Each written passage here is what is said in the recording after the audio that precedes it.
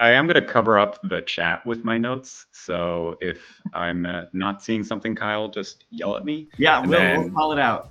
Also, if people have questions, just put them in the chat. I'll stay online after my session. I'll respond to stuff individually too. So I was told I only have 7 minutes, so I'm going to dive right in. I'm Adam. I'm the product manager for Breeze Copilot, and I'm going to show you a couple of different use cases from a sales, marketing, and service perspective. So I'm going to start off with sales.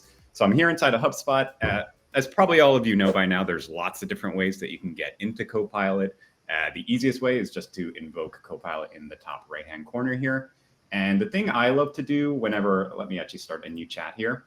For any new users that is new to Copilot, you've never used an AI assistant before, what I always recommend is check out this See More Prompts button. And this is a great way just to get a summary of all of the prompts that you have available to you in Copilot. So if you're not really sure what types of questions that you can ask, this is the place I recommend going. It just gives you a really great template for different types of queries that you can send to Copilot. Let me actually expand this out since I'm on a pretty big screen here. So I'll make Copilot full screen. And the first use case I want to do is let's go ahead and do some research. So we're going to imagine we're a BDR. We need to do some research on a prospect before we can add them to our CRM. So I'm going to look for one of the research prompts, and I'm going to do research a company. And you can see when I actually select one of those prompts, it gives me this nice little Mad Libs style. So again, if you're not sure how to type to Copilot yet, definitely use these prompt suggestions. It just kind of gives you the format for you, and then you just have to fill in the blank. So I'm going to say research this company, loom.com. I'll hit enter. Copilot's going to go off and do a little bit of thinking. And what it's actually doing is it's querying some of our proprietary data sources that we have. So if I was to do this in ChatGPT or Bing or Gemini, basically what I'd be doing is just a Google search. But what we're actually doing here in Copilot is we're plugging into Breeze Intelligence, which is the artist formerly known as Clearbit. And we're getting a whole bunch of extra data about this company from those data sources as well. So I'm going to get things like funding information, company technology stack, industry information, and things like that. This is taking a little bit longer than it usually should. I may need to kick and restart this again. Let me try that again. Boop. Okay, let me do that again. So research the company. So you can see I can just type to it as well. So research the company, loom.com. Let's give it a second again. There we go. So I get a nice little summary of Loom here. And again, I'll expand this out. And when I expand it out, I get a lot more details here. So if I open up the context, I can see lots of information about this company, their industry, the tech that they use, social media links, number of employees. I still need a little bit more information here. I need to know a little bit more about their funding. So I'm going to ask, tell me about their funding, just to make sure that they have the budget for us to support them. So Copilot's again going to go off and think, and then I get some information back about the different rounds of funding they've had, all the way from seed up to Series C here. And perfect. This is more than enough information for me to know that I can add them to my CRM. So I'm going to actually scroll back up, and I'm going to add Loom to my HubSpot, and then Copilot's going to go off and create a record.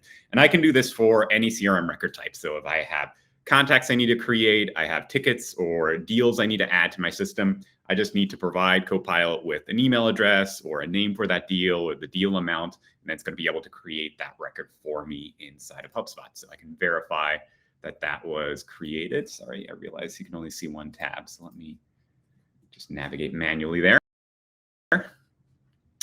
So I can see if mine will load. There we go. You can see I have now this company has been added. And if I was to open Copilot back up again, notice that it just continues off exactly where I left off in the conversation. So I don't have to reprompt Copilot again or go back to an old chat. Anywhere I navigate throughout the system, it's always going to be there for me. Let's say I now want to assign this company to myself. I can say assign them to me. And notice that I didn't even have to specify who I'm talking about. Copilot has a bunch of context, not just on the conversation, but also the page that you're looking at. It knows who me is, so it's going to be able to go off and assign Loom to me. So Loom has been successfully assigned to you in HubSpot. If I was to refresh this page, I'm going to see that they have indeed been assigned to me. Okay, what else do I want to do? So let's say I want to, let's kind of move up a little bit in the kind of sales hierarchy. Let's say that we're now a sales manager and I just want to get a summary of a bunch of deals that I've created in my pipeline. So I'm going to ask Copilot here, hey, can you show me a list of all the deals that have closed in the last, let's say, 12 months?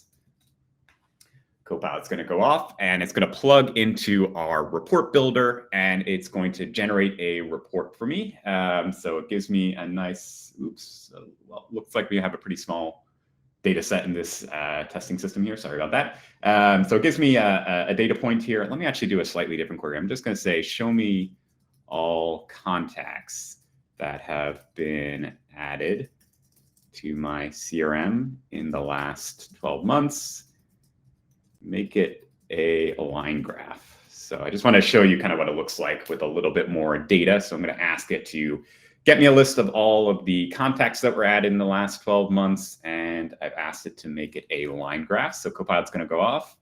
Again, it's going to plug into our report builder and it's going to give me a nice little line chart for that data. And I can edit this in report builder from here. And again, I'm not sharing my whole screen. So I'm going to just copy the tab that opened for me there, paste it in, and then it took me into the report builder. Whoops, sorry, wrong one. Let me do it again. Hold on, I'm gonna actually cancel my screen share. I'm gonna do this once more, sorry, bear with me. I'm gonna share a whole window instead, just so you can see everything I'm seeing. Share. Okay, there we go. Okay, so this is what it opened for me. So it opened up the report after I built in Copilot. And this is great because like if I'm like, let's say I'm needing to build a report for my board or something like that, often the hardest part of building a report is just getting the initial report built out. So I can go to Copilot for that, give it a really quick query, ask for a line graph. I could also ask it like, hey, can you give this to me in a pie chart or something like that?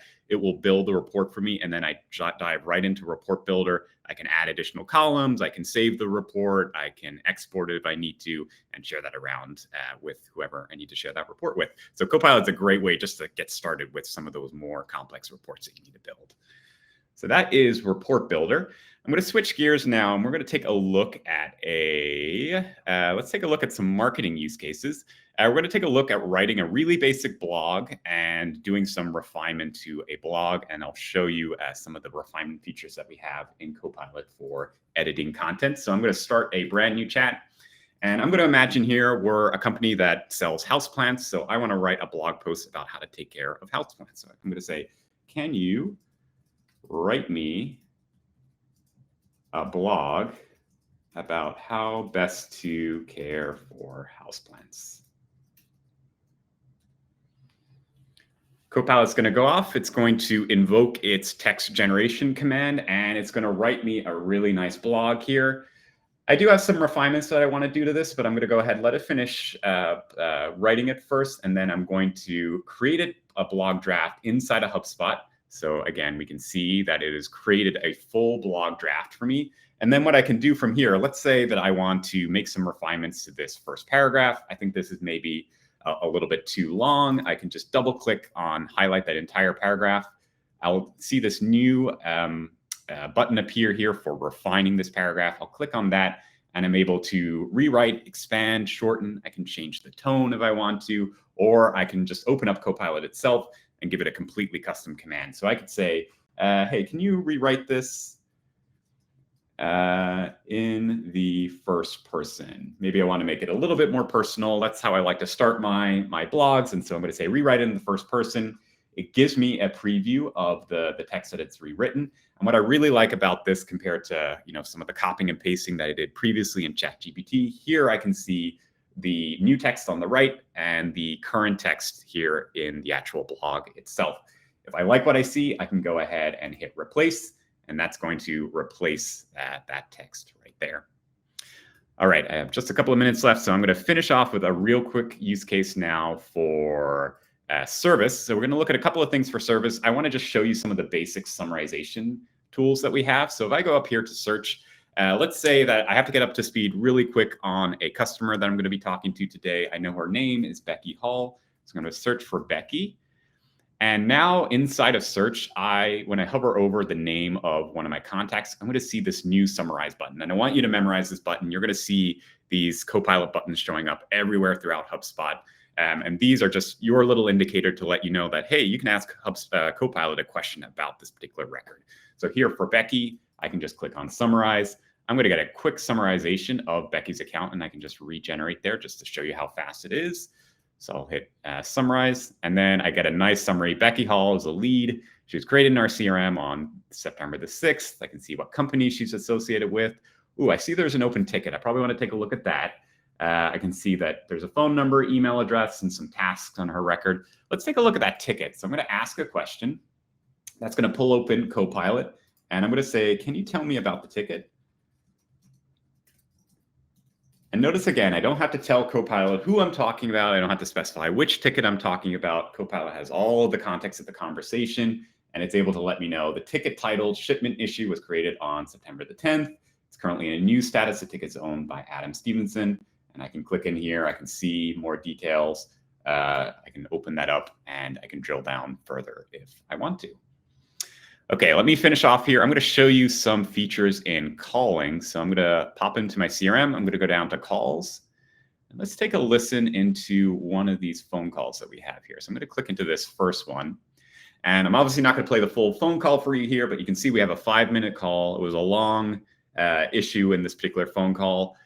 Again, maybe I'm just getting up to speed. One of my colleagues had taken this call initially. I don't have time to listen to all of this. So instead, what I'm going to do, if I close this up, what I'll see when I first come into this call, again, I'll see this Copilot summarize button. So remember, look out for these star buttons. These are your indicator that, hey, there's a little bit of Breeze AI here that I can take advantage of. So I'm going to say, summarize this call. Copilot's going to go off, listen to that phone call. We'll transcribe the transcript of that call, and then I can get a nice summary. So I have Lucy from this organization, and Adam spoke with Adam to express frustration over a delayed planned order. Adam found the issue, canceled it, offered a discount, expedited the delivery at no charge. A couple of more details here. Lucy, it sounded like she asked for a follow-up. So I'm going to go ahead and ask a question here, and I'm going to say, hey, can you help me write a follow-up email to Lucy to resolve the issue? All right. Again, Copilot's going to go off. It's going to write some text for me here, and it's going to generate an email. It's customized it to Lucy. It's put in some specifics from that ticket. I didn't have to specify what issue. Again, it knew from the context of the conversation that we were talking about this phone call that we had. So included some details about the discount that was offered, put a nice little sign off here. And then of course it included my information. From here, I can copy this into my email editor. In the future, we are going to be adding features where you're able to directly take emails written in Copilot and insert them into emails that you're writing either in your CRM or inside of Gmail or Outlook with the HubSpot browser extension. All right, that's all I have time for. I could have done a whole hour on this, but I'll stick around for a little bit just to take some questions here. Amazing. There are a lot of questions in the chat if you want to dig in. I also see the Q&A number ticking up. So look around. There's plenty to respond to. But in the meantime, let's pass it over to Amanda. Hello, everybody. My name is Amanda Schumacher, and I am a product manager over in Content Hub. Just give me one moment to get my screen share set up. I'm going to share my entire screen, and I'm going to just go and make sure that we've shared. All right, so hopefully everybody can see. My team built the content agent jobs to generate blogs and case studies. So for our demo today, I'm going to show you a high-level overview of the content agent sort of homepage and settings, and then I'll give you a demo of the job of the content agent to generate case studies. And there are 4 total content agent jobs. You'll hear from my colleagues, Lucas and Kelly, in a little bit, and they're going to give you a more in-depth demo of generating podcasts and landing pages. So just to give you a little bit of context before we dive into the UI, I'm going first, and I'll be the first to talk about the content agent, so I'll set the stage. Content agent is available at Content Hub Professional and Enterprise. And this content agent that you see is currently in public beta. So you'll need to opt in to get access. And in order to use the content agent jobs, you'll need to have permissions for the respective content types that you are generating. So if you want to generate a blog post, for example, you'll need write permissions for the blog. Now, why did we build this thing? Producing a steady stream of content can be daunting for companies, especially companies with small marketing departments or limited budgets. So the content agent is like an honorary member of your marketing team that can create content drafts for you as a starting point. So you'll have more time to focus on high-value tasks like your strategy work or creative pursuits. It's like having an entire content team at your disposal, but without the overhead. So now I'll take you into the product. We'll begin our journey in the content agent Breeze sort of home space.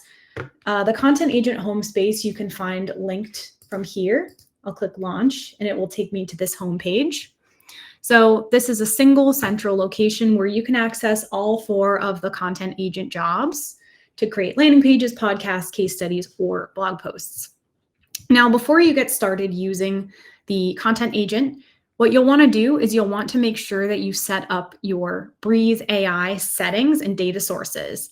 And that is because the more data you provide Breeze about your company, the more accurate and personalized to your business the content is going to be. So you can access your AI settings either directly through the Breeze homepage or from global settings under AI. There's going to be this access tab. This dictates who gets access to the tools. In order to access the content agent, you'll need generative AI access as well as CRM data for case studies. And then you'll go over into this data sources tab here. So a few things that I will highlight. You can set up your ideal customer profiles. These are basically your target personas. And why it is valuable to set these up is that we will allow you for many of these content creation jobs to select from multiple personas if you have them. And we'll try to tailor the content more specifically towards your audience. We also allow you to set up a brand voice that you can use when generating the content. So in this area, you can set up a brand voice where you can train the tool on different samples of your content and give different personality descriptors. And once you set this up, any of the content generated by the content agent will be in your unique brand voice. So I show you this first because this is one of the places where content agent really shines over competitors like ChatGPT. It's intelligent and it intimately knows your business based on your Breeze data sources. And as you'll see in case studies, it can also connect to your CRM. It knows your brand voice. And for some of the jobs, it can even look at your other content. So now that our sources are all set up, let's take a spin through the case study generation job. In this example, I am a fictional company that is a plant daycare named Zen Plant Care. And I want to create a case study about how I helped my customer Data Hound transform their workspace through greenery. So I am going to just start off by entering in a prompt. This is where you'll give context to the AI about the case study that you want to create. So I'm just going to write case study about how Zen Plant Care helped Data Hound. From here, you'll be able to select the country of your target audience, which we use for SEO keyword targeting, and you'll also be able to select a company. Now, this is what I was talking about when I said that the case study generation job is directly connected to your CRM. Here, you'll see a list of all of the companies that are in your CRM. And when you select one, we will use this information to help pre-populate part of the case study. The case study, for example, has a section about the company. And so we'll look at the properties on that company record and attempt to fill out parts of it for you to save you valuable time. You also have options to choose your persona, which I showed you in the Breeze settings, as well as the language. So on the next step, I will have the option to generate an SEO optimized title. It will give me some suggestions for the title of my case study. All of these are editable. And wherever available, we'll recommend SEO keywords as well. We have a partnership with SEMrush, and so we are able to pull keyword data for the number of Google searches for a given keyword in a month, how hard it is to rank on Google for that keyword, and then the goals of the audience when they're searching for that keyword. So are they just looking to find a web page? Are they looking to buy something? Are they looking for information? All things to help you optimize your case study depending on your goal. And on this final step, this is where a lot of the magic happens. So let's say for your case study, you did a Zoom interview with the client, in this case, DataHound. If you have a video file of that Zoom recording, if you have an audio file, a transcript, this is where you can upload all of that context. And the case study agent will review all of those notes, try to pull out any relevant information like metrics, quotes, and testimonials, and attempt to fill in the case study for you. So let's see what I have available to me here. For this example, maybe I have a call transcript. I'll go ahead and click generate, and then the case study will process and generate. Just for the sake of time, I'm going to flip over to this tab and show you one that's already generated so that you don't have to sit here and wait. But you'll also, you'll see here that we have a brand new standalone case studies app with a new template. And we will try to generate a summary of the challenge and results of the case study based on the files that you've uploaded. We'll attempt to pull out and populate any metrics that are mentioned in your files. We'll even be able to fill out the quotes and testimonials that we find in your file, as well as this section, which is populated based on the CRM company record. All of this is a WYSIWYG editor, so you can change anything that is not accurate or put your own personal spin on things. This is really just meant to be a running start to help you get to your end case study more quickly. So with that, I've shown you the case study creation flow, and I will open up for any Q&A from the audience. Great. Yeah, we'll also have you handle that asynchronously. The Q&A number is ticking up. You should be able to respond to some of those by chat. But let's go ahead and move on to Andy, just for the sake of making sure everyone gets a turn. Hey everyone, my name is Andy Lozano. I am a design lead here at HubSpot working on the prospecting agent. Going to show you what we did and what we made. Okay, so this is what you'll see when you have set up the agent. Let me really quickly just go through what onboarding looks like so that you can make sure you're giving your agent the right context about you and what you sell. This is what you'll see if you've never set it up before. Go to Setup Agent. And then the agent will automatically pull in your portal domain, but if there's a different website that you want it to know, you can change that in here. So when I go to next, it's going to scrape that domain for all of this information for me. You could obviously edit, make changes in here if you didn't like what it said. It's going to show you the company, what your company sells, your value proposition, what pain points your company solves. Also, what industries you typically sell into. You can remove or add more in here, as well as what personas or job titles you target. This means that whenever you go to enroll somebody in the agent, it will give you a notice, like a badge, a tag that tells you this is one of your target personas, or this is one of the industries that you target, and all that in a little bit. Okay, next thing you want to do is select who the user acts on behalf of. So that could be a member of your sales team, or if you don't have a sales team, it could be yourself. You could connect a different inbox in here. It's going to pull in the emails that you have connected to HubSpot today. Then you can also tell it what meeting link you want it to book on behalf of. So this is how the agent's going to help you get meetings for the prospecting agent. Okay. And then the last step is you could select the level of autonomy that you're comfortable with. So we recommend starting with semi-autonomous, which means when you enroll someone to the prospecting agent, it will research the contacts that you selected. It'll write you 3 outreach emails, and then it will ask you to review the emails before they're sent. So starting here is a good thing because then you can make sure you like what the agent is writing, that it has the correct selling information, and you like how it's going. And then fully autonomous is maybe when you feel a bit more comfortable and you trust what the AI is saying. So that's going to research, write out, reach emails, and then emailing those selected contacts for you without asking for review. So I'm going to stick in semi-autonomous mode.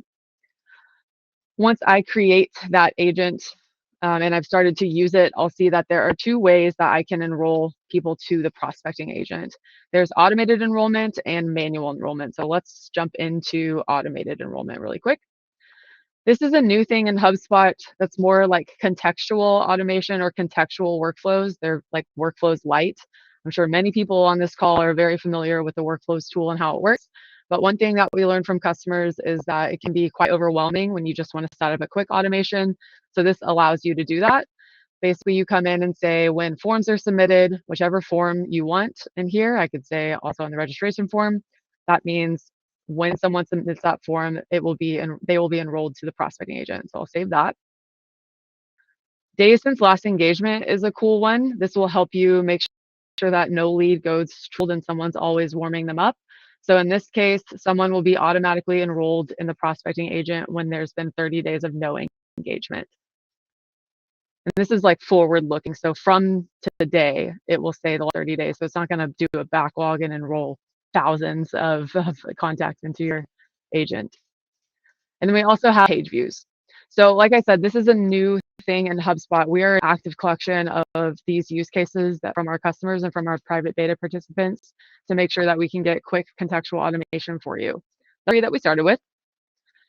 And then we also have manual enrollment. So let's say you met somebody at Inbound and you want to enroll them to the prospecting agent. I can come up here and I'll manually enroll some contacts.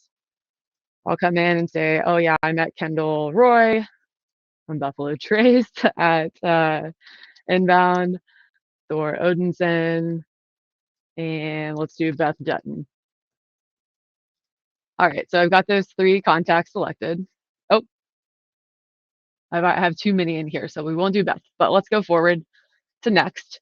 And this is kind of like your review your cart before checkout. So all those things that we set up on onboarding, this is just to confirm that you like what the agent's going to do. It's going to send on behalf of me. It's going to book with these meetings. It's going to write 3 emails in a witty tone. And I have semi-auto mode on. And it's going to stop the outreach when I get a reply or a booked meeting. So I'll start enrolling. And now what happens is that we see the agent is currently researching the contacts that I assigned. But let's say I've already assigned folks and I want to see what the agent said. So I could go in to review the emails for this particular contact. You can see that the agent wrote these 3 emails. I'm going to review them. And then when I feel comfortable with them, I'll click Start Outreach. I can edit these emails right in here, make any changes that I'd like. I can see that there's going to be a series of 3 emails sent right in here. So when everything looks good to me, I'll click that Start Outreach. And now Jane is being handled by the prospecting agent, and the prospecting agent is queuing up those emails for me. So now I don't have to worry about it or try to remember when to send these emails to Jane. Excellent. We got an error. Live demos happening. Our engineer's fixing some things. All right. So let's see what happens when the agent is done. So in a finished state, this could be like all of the somebody manually enrolled someone from the agent, or they've finished because somebody has booked a meeting. So it would look like this. Looks like I sent 1 email to Jane on September 18th, and Jane booked a meeting with me shortly after that. So after 1 email, I got an email or a meeting from Jane. That's what the finished state looks like. And then a couple of other things. When we went through the setup experience, the first time experience, you can always come back into this agent setup and change. So if you don't want the agent to act on behalf of you anymore, another user could come in and kind of claim the inbox. Right now, the agent acts on behalf of 1 person. So you only get 1 email address for the agent. I'll be honest and let you know that that's been pretty limiting from what we've heard of our private beta participants and what we heard from people like you at Inbound. But we're actively looking at how to open up that functionality and to give more inboxes to the agent. There's all that selling information that we went over before. This is the outreach guidance. So it's just saying that there's going to be 3 emails sent to the enrolled contacts in this witty tone. Personally, I like the way the witty emails are the most. I think they're the most fun and they sound the most human. You could also set different length. Right now we have the default as 4 based on some user feedback that we have, but you can change it in here. And then each email is going to get progressively shorter. Also, the length is set by the prospecting agent for you based off of what you set up here. One of the cool things about the agent is that using its research, it will come in and write these emails. But then on the second email, it'll try a different angle from its initial research. So it's never going to try to target the same pain point again or the same value proposition. It will try something new. And how you can see what that evidence is if you go to any of your enrollments right in here. Let's click on this other Jane. There's this view evidence panel that will show you what it found about contact and company research from your CRM. If there was more that the agent found, let's see if we can find one in here. Yeah, this one has quite a bit. There's CRM research from both the contact and the company. There's a bunch of web research. So what it found out from Daisy works at Dropbox. What do we know about Dropbox? Also, recent company news is a really cool one as well. You could see if the agent did end up referring to a recent article or recent news that was dropped, you can see why the agent referred to that way and double check if you'd like. Okay, a couple of really quick things. I'm sure admins on this call might be wondering how do they give or take away access to some of their users. So if you come into user preferences, I'm going to go to user and teams. I can give or take away access to any user. If you're a super admin, you automatically get access to the prospecting agent. But coming into here, go ahead and say, wow, we are really slow. Where's my edit permissions coming up? There we go. We'll just do Josh. I can come into edit permissions. I've got sales. Oh, he's a super admin. Never mind. We'll go to Dylan. All right. I'm going to say that Dylan does not have access to the prospecting agent, but I'm going to go ahead and grant him access. Can turn that on and save. And now Dylan can see the prospecting agent in the navigation. So you could always take away any access or give more. It's up to you as the admin. Last thing here, kind of touched on AI settings just a second ago, but these are the global AI settings that need to be turned on. You want to give access to users to use generative AI tools and make sure CRM data and customer conversation data are turned on. And then the agent can work its magic for you. Alrighty, that's all I got. I will definitely hit, I see the chat is going up. I'll hit any questions in there and hand it back over to you, Kyle. Amazing. Jess, moment of truth. Let's see if your screen will share.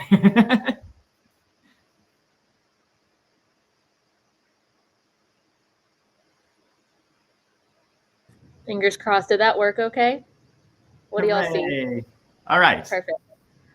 Alrighty. Cool. Well, hi, everyone. My name is Jess. I am the product manager for the customer agent, previously known as the AI chatbot. And today I'm really excited to walk you through what it's going to look like to set it up to engage with your website visitors.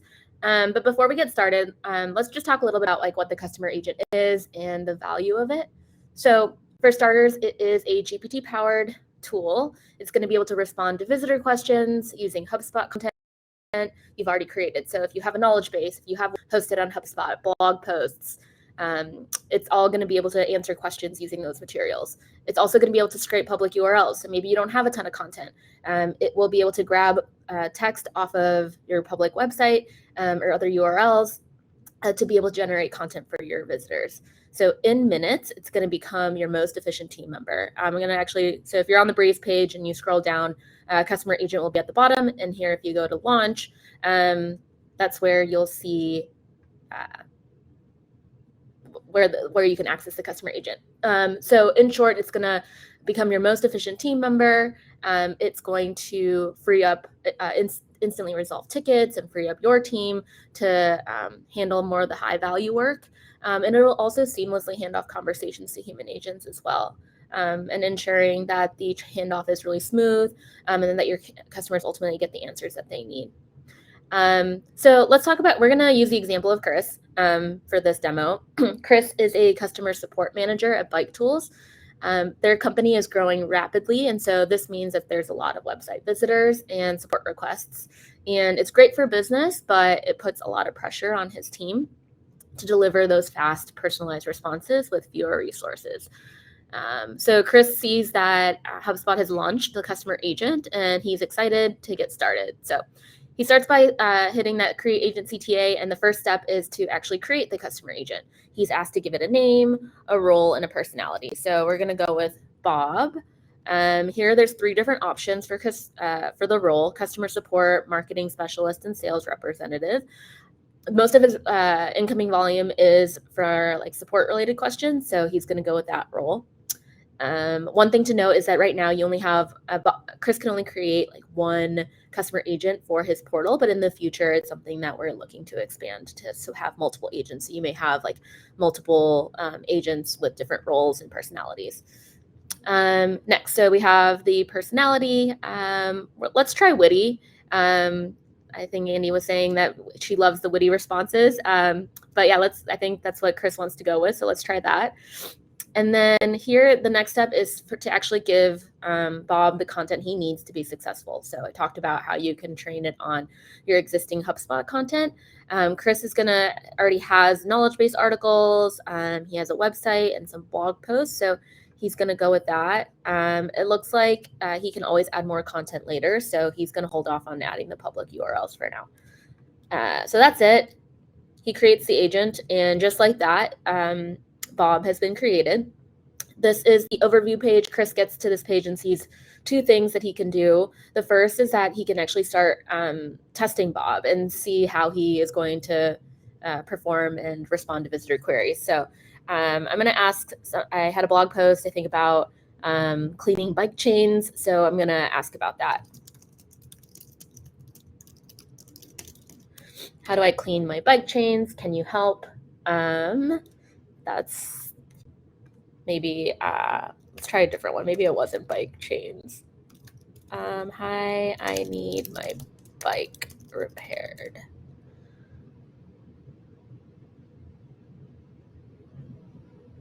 So Bob is thinking, this response, the 2-wheeled steed needs some TLC.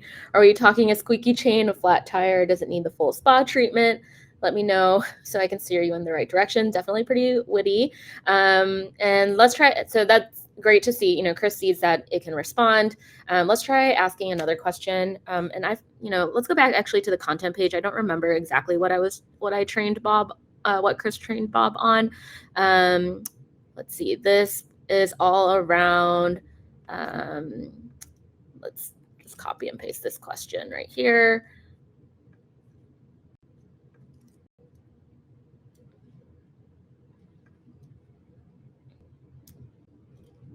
I think there's some things happening because this usually should work. Again, problems with the live demo. But typically what would happen is that Bob is going to be able to respond and actually generate the source citation. Let me see if I can try another question.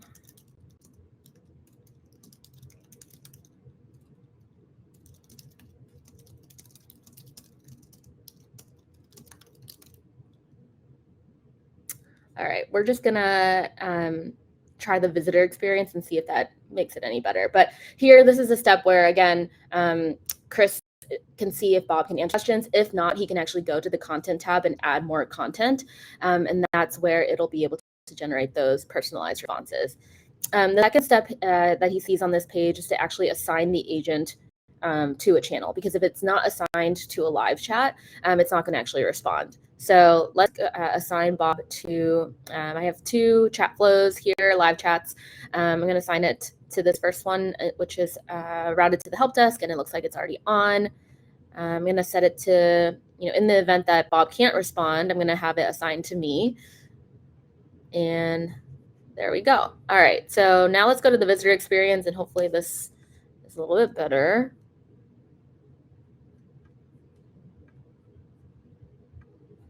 All right.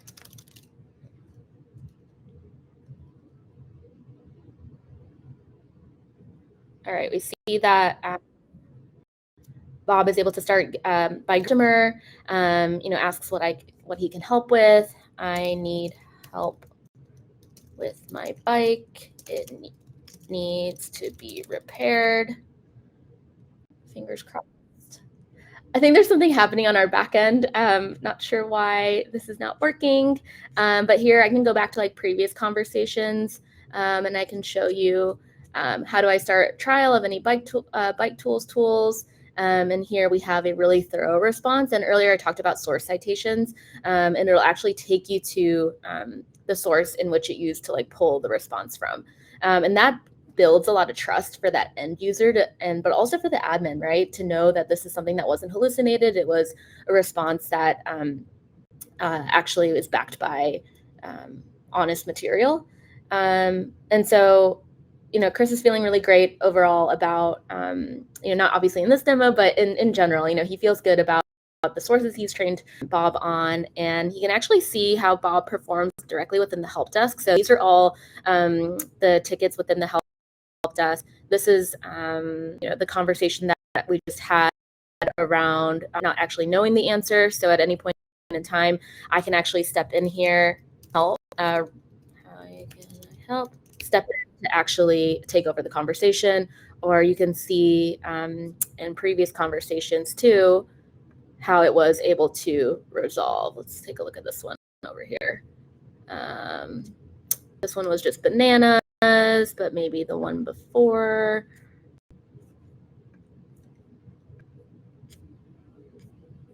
You can just start to see all the conversations that that Bob is having. So overall, let's now go over back to the app, and we're gonna check out the performance tab. This is where Chris can see all of the metrics that are being generated for Bob, and you'll be able to see things like how many conversations were resolved, how many were deflected, how many were handed off, how many times it didn't actually answer questions, and the overall visitor feedback. There'll be like a pie chart that shows you if it was like the visitor said it was helpful or not.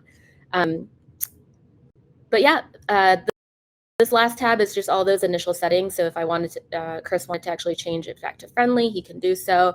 I'm a little bummed that the backend is definitely down right now, but have any questions or concerns just about the response quality, let me know, and I'm happy to connect.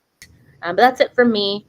You're getting lots of love in the chat, Jess. It's a very sympathetic crowd. I think everyone here has experienced something similar to this. Still, it's a cool feature, and I appreciate you coming here, sharing what it's supposed to do. We are doing great. We are on a sprint to the end, and I think everyone's going to get a turn. I'm really impressed with all of you and your time management skills. Let's go to Kelly next, and then Lucas, you'll close us out. Hi everyone, my name is Kelly Ewan, pronoun she, her, and I will be demonstrating how to use Breeze Content Agent to generate landing pages. So let me go ahead and share my screen. Perfect, can everyone see it? Okay. So I'm going to be demonstrating how to start generating landing pages and what else you can expect from the flow. As Amanda demonstrated earlier, you can access the content agent from the Breeze overview page. You can launch the content agent, and then you can go ahead and launch the landing page job specifically. You can also access the landing page job from the global nav if you go to landing pages. And then you can click Start with AI. So I'm going to go ahead and click Start with AI. And on the first step of the landing page flow, you'll be asked to identify the purpose of the landing page. This helps us understand and helps us select which template we'll use when generating the page.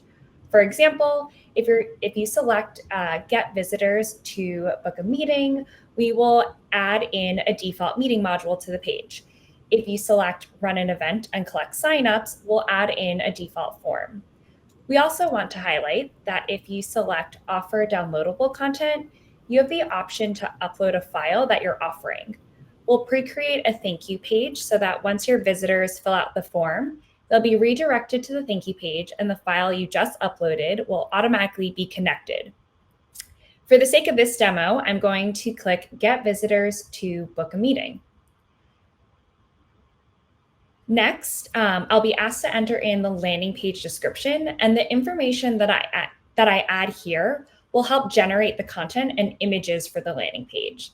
So let me go ahead and enter in a description. And then similar to what you saw earlier, so within this flow, you can select if you have multiple domains for the portal, you can select the domain that you want to publish on. As Amanda demonstrated earlier, you can also select the ideal customer profile. This will help us cater the landing page to really reach the audience that you're looking to reach. And so for this use case, I'm going to select data analysts.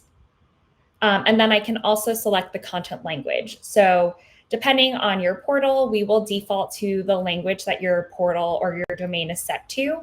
But you can also change the language depending on the target audience as well.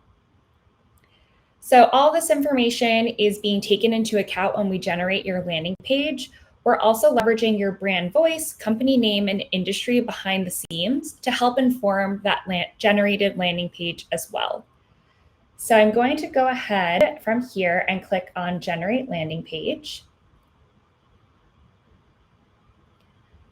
And we'll just wait for that to load.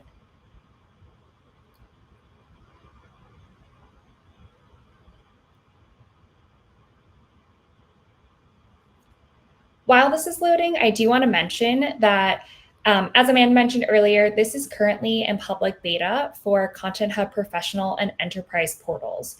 You can opt into this beta with access. You can opt into this beta for your portal, and users with access to creating landing pages will be able to use this specific flow. The same permissions that Amanda demonstrated are applicable here as well. And so, as you can see, for my use case of getting users to book a meeting, we have a meetings module added to the template.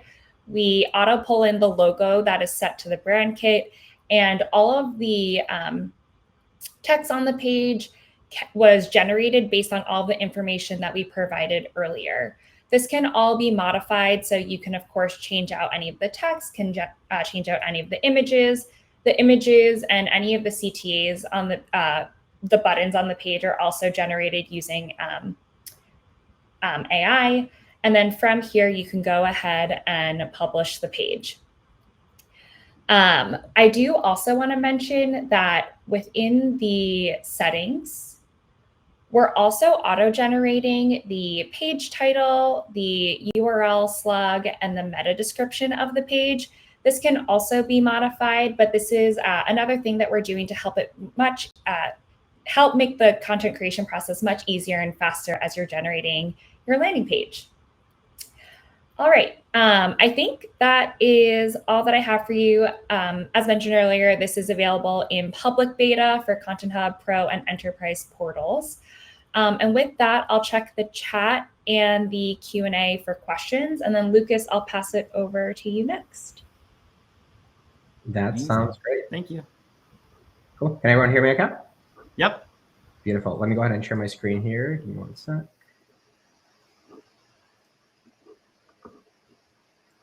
All righty. So can everyone see 3 tabs at the top? It says podcast in the top left corner. I assume the answer is yes, but yes. No, let me know. Beautiful. Okay. So hey, everybody. My name is Lucas Pleva. I'm a group product manager for Content Hub, and I'm going to give you a quick demo of how we can use the content agent to create podcasts.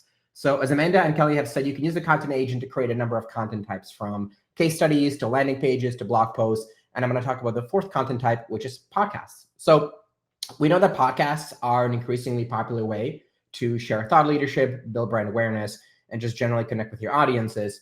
But it takes a lot of work to produce a podcast. You have to write the script, you have to record it, then you have to create a transcript, you have to create show notes, you have to create artwork, you have to generate an RSS feed so you can get it into Spotify and Apple Podcasts. It's a lot of work, and the content agent can help automate the majority of all of those tasks. So I'm going to show you how it works.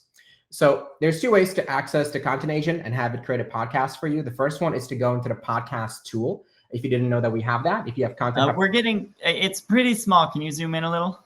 Yeah, definitely. I suspect you have a pretty large monitor. Yeah, I do. How's that? Any better? Much better. Okay, beautiful, beautiful. So from here, let's talk a little bit about podcasts. So 2 different ways to get here. Number 1, if you have Content Hub Professional or Content Hub Enterprise, you can click on Content and then just click on Podcast here. That will bring you to this screen. And then you can just click the Start with AI button in the top right corner. Alternatively, as with the other content agent jobs, if you go to Breeze AI, you go to Content Agent, and then you click on launch next to create podcast, you will be able to get access as well. Content Agent as a whole is in public beta right now. So once you opt into it from the product updates page, you will automatically be able to create any of these content types, including podcasts. So let's create a podcast. All right, so the overall flow is pretty similar to what you saw for landing pages and case studies. We're basically going to ask you a few questions, and then we're going to use information that you gave us, as well as what's in your portal, to create everything that you need to start podcasting. So in this case, I already have a podcast show created. A show is basically just a collection of individual episodes. The show is called Data Decoded, Big Data Podcast. So I'm creating an episode here, and I'm going to call it the impact of artificial intelligence, specifically machine learning, on data mining, right? That's what I want the podcast episode to be about. I'm going to answer a few questions about my audience. So most of my listeners are in the United States. And I can also specify, as Amanda and Kelly have shown, my ideal customer profile. So if I have created sort of a persona in my HubSpot where I specify interests, where they work, etc., I can set that here. And then when we're creating the podcast for you, we're going to take all the information that you gave us about the target persona into account. I can also upload any relevant files. So if I have maybe already written an ebook about data mining, or maybe I've done some brainstorming and I have a Google Doc full of notes, I can upload that into this flow. And then when we're generating the podcast script for you, we're going to take the information from the uploaded file and factor that in. So this is a really good way to ensure that the script we generate for you isn't just like generic summary of what you would find on the internet. It actually takes your unique perspective into account by factoring in any of the documents that you've already uploaded as part of this flow. So I have the topic. I may have uploaded some documents. I'm going to specify this is for data analysts, and I'm going to click next. As we've done for case studies, we're going to help you brainstorm some titles for this episode. And we're also going to do a little bit of SEO keyword research for you using data from SEMrush. So for each keyword, we're going to look at monthly search volume. We're going to look at ranking difficulty. We're going to look at the keyword intent. Is it commercial? So are users looking to buy? Is it informational? Are users just doing general research? And based on that, we'll give you suggestions for what the title of the podcast episode can be. So in this case, I'm going to pick, I don't actually like any of these titles. So I'm going to see if I can get a few more. That's a little bit better. So Beginner's Guide to Data Mining and Machine Learning. So that sounds good. So I'm going to select that and then click Outline. So here we're going to look at the information that you uploaded, information about the persona, the topic that you specified, as well as the title to generate an outline, which will then be used to generate the overall script. So within this outline, we give you about, a dozen or so different sections. This is about 36 minutes of audio. And you can do different things in this outline to kind of really customize it and tailor it to be unique to you. So if you want to add additional talking points that will be in the outline, you can do that.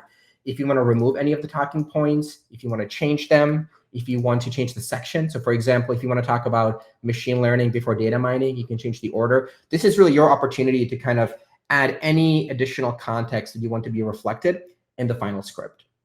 So once I have this outline all good to go, I'm going to go ahead and click Generate Episode. This takes anywhere from a minute to 2 minutes. We are generating almost 40 minutes of audio here, so it's not instant. But the good news is as soon as we're done, we're automatically going to send you an email as well as an in-app notification. So if you can't sit around for 2 minutes and wait for this to finish, you want to go get a cup of coffee or something to eat, you can do that. You're not going to lose your progress, and we'll just let you know when this process is finished. Since we're short on time, I'm going to jump ahead a little bit and assume that this generation has finished.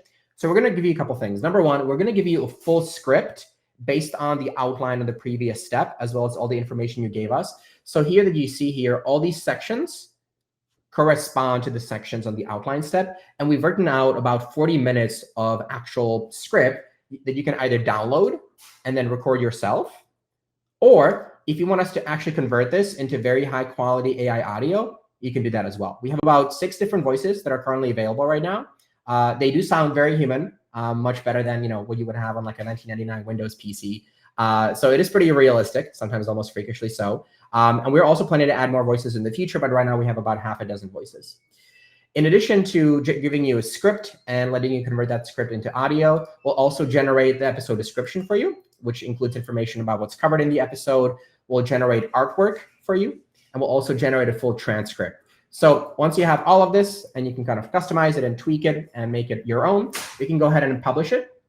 Once you publish it, what we would do is give you a couple things. Number one, an RSS feed that you can use to share the podcast on pretty much any popular podcasting platform. So that could be Spotify, Apple Podcast, etc.